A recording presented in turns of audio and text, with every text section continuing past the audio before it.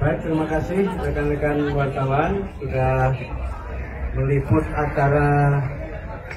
upacara dalam rangka Hari Guru Nasional dan juga sudah berkenan untuk kita berbagi informasi.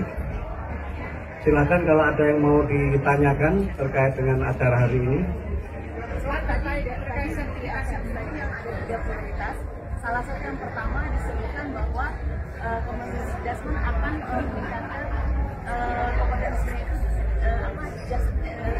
kualifikasi D4 atau S1. Nah, yang saya tanyakan, apakah masih banyak guru yang tidak S1 sementara Undang-Undang Guru dan Dosen itu mewajibkan harus S1? Ya, itu yang tadi saya sampaikan bahwa masih banyak guru yang belum berpendidikan D4 atau S1. Dan ini memang kita lihat sebagai sebuah realitas di mana memang banyak guru yang, mohon maaf, menjadi guru itu tidak dengan perencanaan. Banyak guru yang pada awalnya mungkin mengajar karena mengisi waktu atau karena alasan-alasan lain mereka menjadi guru, sehingga kualifikasi, khususnya kualifikasi D4 atau S1-nya belum terpenuhi. Yang kedua juga memang karena ada beberapa kendala tertentu mengapa sebagian dari guru kita ini belum berpendidikan D4 atau S1. Sebagian mungkin karena letak geografis di mana mereka tidak berkesempatan untuk belajar, atau yang kedua karena mungkin alasan ekonomi sehingga mereka belum mampu melanjutkan ke jenjang D4 atau S1. Sebagian mungkin juga karena alasan keluarga, tapi kita belum tahu. Ya, intinya kami berusaha untuk pemenuhan kualifikasi D4 atau S1 sebagai amanat Undang-Undang Guru dan Dosen, yang kalau kita lihat itu kan sudah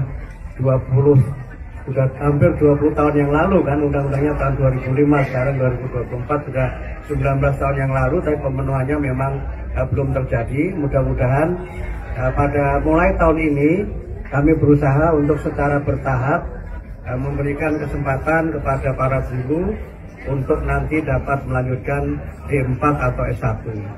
Skemanya bagaimana, jumlahnya berapa, nanti kami akan sampaikan berikut, nanti bisa dijelaskan oleh Bu Dirjen Guru. Tentu semuanya akan mengikuti kemampuan anggaran yang kita miliki, dan kami juga berusaha untuk dalam pemenuhannya nanti akan bekerja sama dengan instansi-instansi yang terkait. Ada berapa jumlah yang tidak S1? Berapa, Bu? Ada sekitar 295.000 guru yang belum D4 atau S1. Jenjang apa aja? Yang paling besar? Oke ya, baik. Silakan, ada lagi yang lain? Pak, mulanya terkait dengan penghapusan zonasi, Pak. Bagaimana prosesnya sampai saat ini? Oh, zonasi sekarang masih dalam proses pengkajian, dan kami sudah 3 kali melakukan pengkajian mengenai zonasi. Pertama, kami mengundang para kepala dinas pendidikan seluruh Indonesia. Kemudian yang kedua, kami mengundang para pakar untuk melakukan pengkajian. Dan yang ketiga juga kami meminta masukan dari organisasi-organisasi masyarakat yang menyelenggarakan pendidikan maupun organisasi profesi. Sekarang masih dalam proses pengkajian.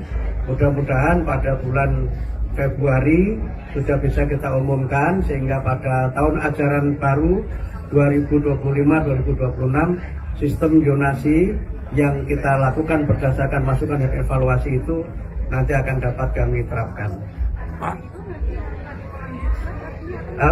kita belum ada keputusan apakah kita akan melanjutkan seperti skema sekarang, atau misalnya menghapuskan sama sekali, atau melanjutkan dengan beberapa penyempurnaan. Itu semua nanti berdasarkan hasil kajian yang sekarang sedang kami selenggarakan. Pak Menteri, beberapa tahun yang lalu dikumandangkan mengenai Undang-Undang Perlindungan Guru. Sekarang bagaimana kelanjutannya, Pak? Jadi kalau kita lihat, Pak Yos, perlindungan guru itu sebenarnya sudah diatur dalam Undang-Undang Guru dan Dosen.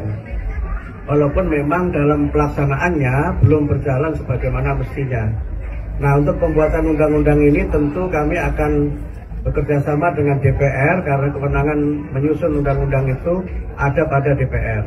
Apakah nanti dari inisiatif DPR atau inisiatif pemerintah dalam ini kementerian, nanti kita lihat perkembangannya. Tapi yang sekarang kami coba lakukan berdasarkan undang-undang yang ada dan berbagai peraturan yang ada, kami coba laksanakan secara maksimal dengan seperti yang saya sampaikan juga kerjasama dengan pihak-pihak terkait, khususnya dengan kepolisian, agar berbagai persoalan yang dialami oleh para guru menyangkut pengalaman sebagai korban tindakan kekerasan itu tidak terulang lagi di masa yang akan datang.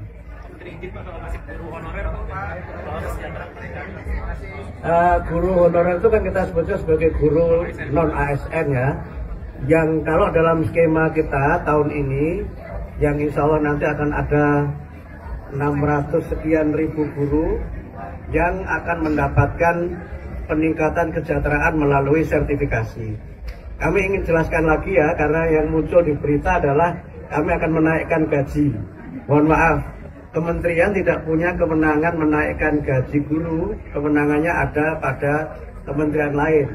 Yang kami lakukan adalah meningkatkan kesejahteraan guru melalui sertifikasi. Dan sertifikasi itu bisa kita berikan kalau guru-guru lulus PPG. Nah, dengan sertifikasi itu, insya Allah kesejahteraan mereka akan meningkat, baik guru-guru yang ASN maupun guru-guru yang non ASN.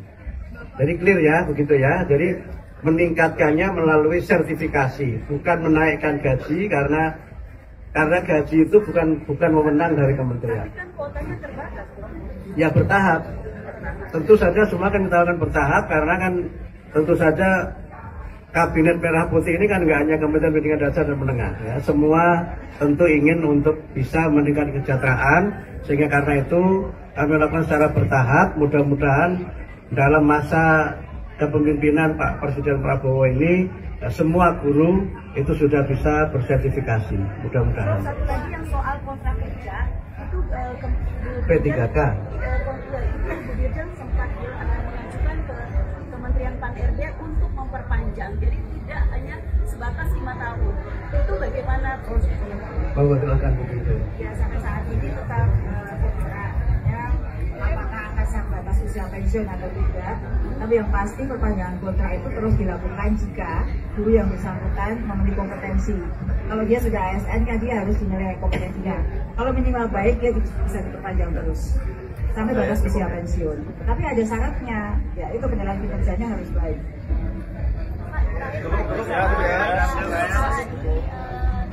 Bogor yaitu viralin makanan yang nggak sesuai, makanan yang harus ada dipanggil sama gurunya. Tanggapan Bapak gimana? Apakah itu sesuai sama Soal